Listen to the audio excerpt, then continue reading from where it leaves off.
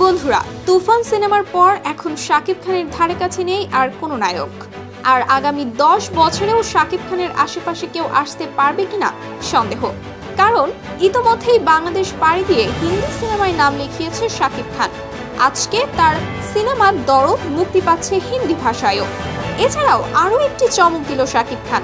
হ্যাঁ বন্ধুরা, শাকিব খানের পরবর্তী সিনেমা বরবাদের ভিলেন হিসেবে দেখা যাবে প্রকাশ রাজকে। যারা সাউথ ইন্ডিয়ান মুভি বা তামিল সিনেমা দেখতে পছন্দ করেন তারা তো জানেন প্রকাশ রাজ কত বড় মাপের অ্যাক্টর। এছাড়াও সাউথ ইন্ডিয়ান সিনেমার সবচাইতে বড় ভিলেনও এখন তিনি। এবার সেই প্রকাশ রাজকেই দেখা যাচ্ছে বরবাদ সিনেমার ভিলেন হিসাবে। আর এই সিনেমা যদি মুক্তি পায় তাহলে সাউথ ইন্ডিয়ান সিনেমার পরিচালকদের নজরেও চলে আসবে শাকিব। যদিও তুফান সিনেমা দিয়ে নিজের আলাদা একটা ইমেজ তৈরি করেছেন তিনি।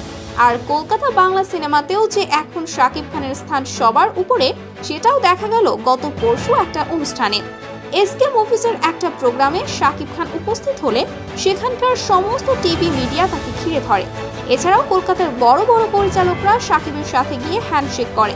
শোনা যাচ্ছে আগামী বছরের শুরুতেই আরো 2-3টা সিনেমার ঘোষণা দিবে শাকিব খান, যেগুলো হবে সব ভারতীয় বাংলা সিনেমা।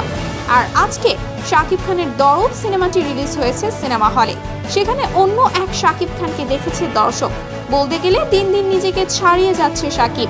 তাছাড়া দরদ সিনেমায় যে নায়িকাকে দেখা গিয়েছে তার নাম সোনাল চৌহান। সে একজন বলিউড নায়িকা, বলিউডের বড় বড় সিনেমায় কাজ করেছে সে। তো দর্শক, আপনারা যারা আজকে দরদ সিনেমাটি দেখেছেন সেটা দেখে আপনাদের রেটিং অবশ্যই কমেন্ট বক্সে জানাবেন।